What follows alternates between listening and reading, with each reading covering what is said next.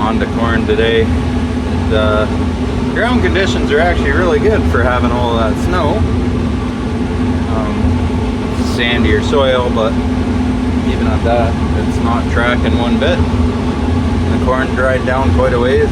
This was pretty wet a week and a half ago.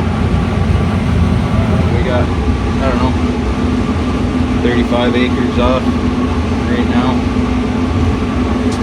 We got a little bit more to go on this farm, and then we got to move. So yeah, it's working good. Finally, nice weather to hammer down in for a little bit.